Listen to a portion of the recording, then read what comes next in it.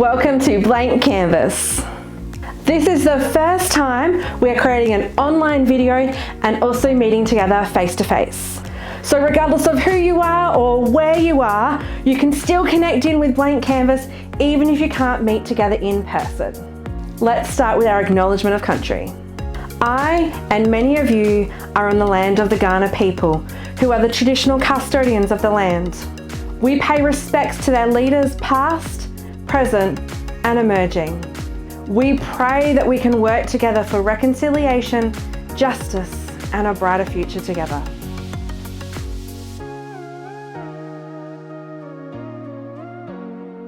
You may have noticed we talk about love a lot at Blank Canvas. So guess what? We're talking about love again today. The Bible reading we're looking at is from Romans chapter 13, verses 8 to 10. Again, it is one of our lectionary readings, which means it's a Bible passage that other churches might look at in the coming weeks. Let love be your only debt. If you love others, you have done all that the law demands. In the law, there are many commands, such as be faithful in marriage, do not murder, do not steal, do not want what belongs to others. But all of these are summed up in the command that says, love others as much as you love yourself. No one who loves others will harm them. So love is all the law demands. Law and love. Not two words I generally would have put together. This Bible reading tells us that the laws or the rules that we read in the Bible, mainly in the Old Testament, which is at the beginning of the Bible, the time before Jesus, these laws are all about love. It references probably one of the most well-known laws in the Bible, the Ten Commandments. They were given to Moses by God on the top of a mountain. Some of you might know the Ten Commandments. This passage is telling us that all of those commandments are about love.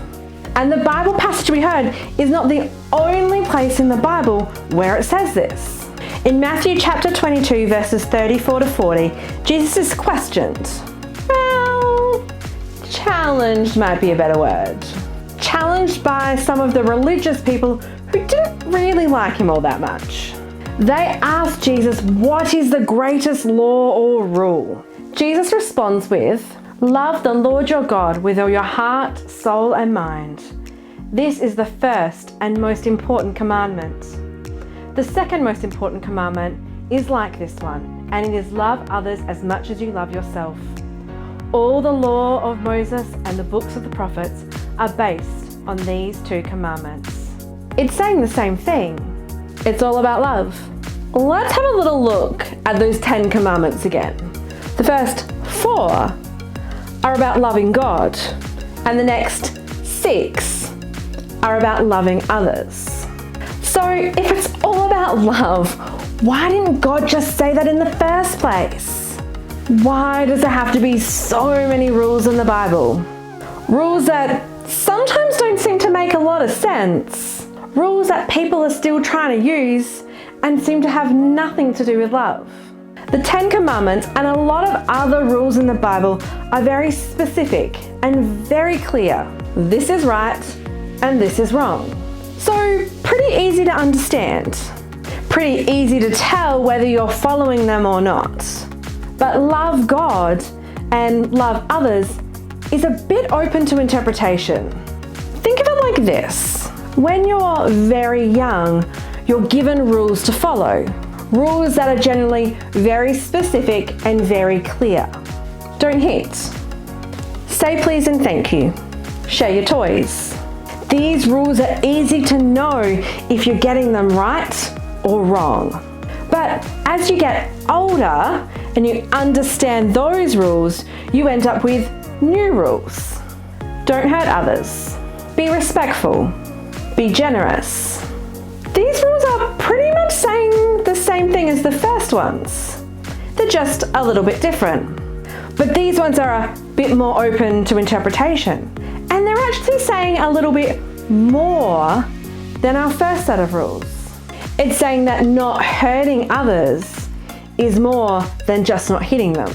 That being respectful is more than just saying please and thank you. That being generous is more than just letting someone borrow your toys. And once we understand those rules, we get a new set of rules, or a new rule. Love others.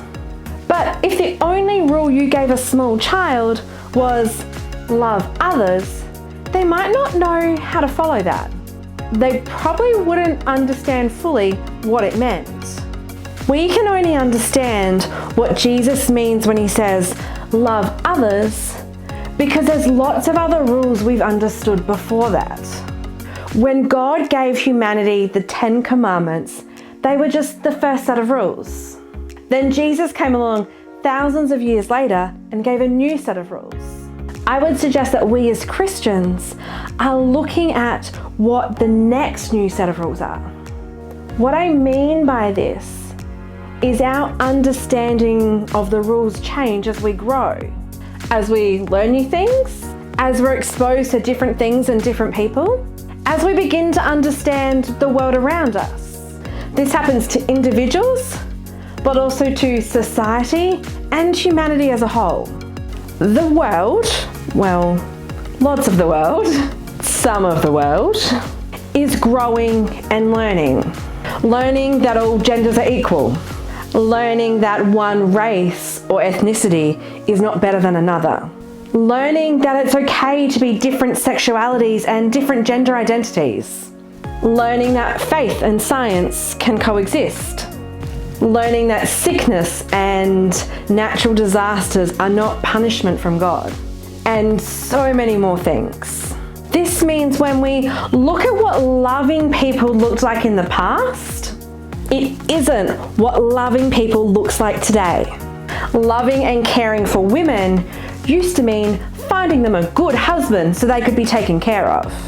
Loving and caring for people of different races used to mean taking away their culture and their identity and making them live like others. Loving and caring for people of different sexual and gender identities used to mean trying to convert or change them. Describing those things as loving people seems a bit problematic, but there were times when people truly thought and believed that was how to love people. That was the Christian way of loving others. We know better now. We know that love is not forcing someone into a marriage. We know that loving someone is not taking away their cultural identity. We know that loving someone is not trying to change who they are. We have a new set of rules. We have a new understanding of what Jesus meant when he said, love others. Christianity is not something that exists in a perfect form in the Bible. We have to read and think and question what it means for us today. Because the world doesn't look the same as it did thousands of years ago when the Bible was written. Because we understand the world and people differently than they did back then. This doesn't mean dismissing the whole Bible, because there's some real gems in there. Like Jesus saying, love others. And it is still one of the best places to learn about God and Jesus. But it does require us to think. And if all the laws and all the commandments are about loving God and loving others, then our understanding of God, of Jesus, of how we live as Christians needs to be centered around love. And if it's not, then maybe we need to reread the Bible. We as individuals, we as the world, we as Christians are constantly growing, learning, and evolving. Things don't stay the way they've always been, thank goodness. But we need to be open to relearning new ways of looking at things and finding the new set of rules.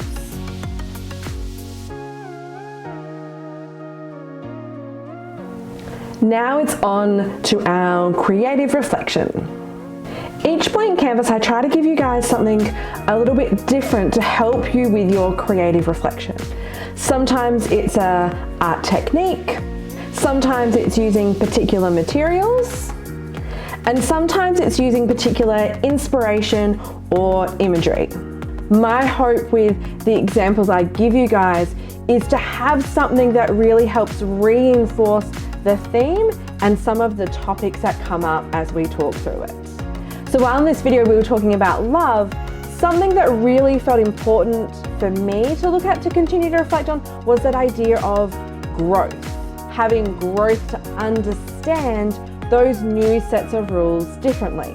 An image of growth that I thought about was a tree. Specifically when you look at a tree trunk and you look inside and you can see all the different age lines in the tree. So that's what I'm going to show you guys how to do today, is how to draw kind of like a cross section of a tree trunk. In a minute, I'll show you the materials that you'll need to draw it, but you can use any other sorts of materials you might like. Like always, this is just an example. You can choose to reflect creatively in any way that you like. You will need some paper, any sort will do, a compass, or if you don't have one, a selection of bowls and cups that are different sizes, a pencil and an eraser, some pens to do some outlines, and a black texter. So we're going to start by drawing a range of different size circles. I'm using my bowls and cups, but you could use a compass if you've got one. I'm starting with the biggest one first, so I'll know that it'll fit on my page.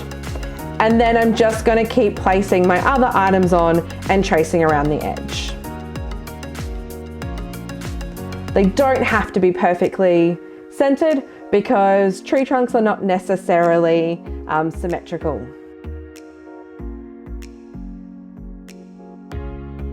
So I've traced all of my shapes now. What I'm going to do next is add some bark around the outside, which pretty much means I'm just going to add some kind of thick wobbly lines around the outside. I'm now going to add some cracks to it. So just some deep triangle shapes from the edge. They can go all the way to the center or just come in a little way. I'm just rubbing out my lines that have gone over the cracks so I don't accidentally draw them later. And now I'm just going to hand draw some extra circles because I want to add a few more. Again, don't have to be perfect. It's okay if your lines wobble or move. It'll make it look a bit more realistic. Now I'm grabbing one of my thick black outline pens and tracing around what I've drawn. You could retrace your shapes or use your compass, but I actually want my lines to be a little bit wobbly and uneven.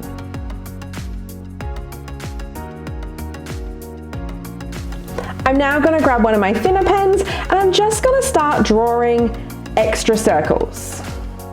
And I'm just going to keep going with different thickness pens and in different parts of my tree trunk. It doesn't matter how close or far away they are, how straight or wobbly the lines are. It actually just makes it look really interesting looking. So I'm just going to add circle after circle, making sure that I don't go over those cracks that I've added to the tree trunk either. I think I've added enough circles, so I'm actually going to go in and I'm going to colour in my bark around the edge. I'm now going to erase all my pencil lines, and I decided at the last minute I just wanted to add a little bit of rounding around the edges of my bark where it goes into one of the cracks.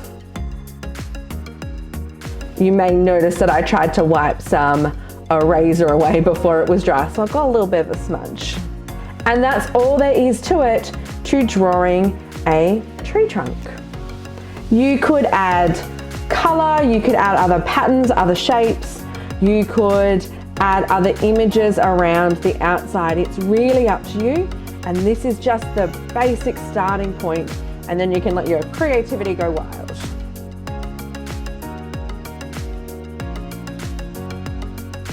Looking at the 10 Commandments, How do you think each of the commandments represent loving God or loving others?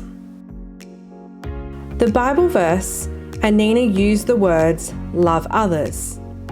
But love can be difficult for some people to understand. What other words might you use? Can you think of any rules that have changed as you or humanity has grown?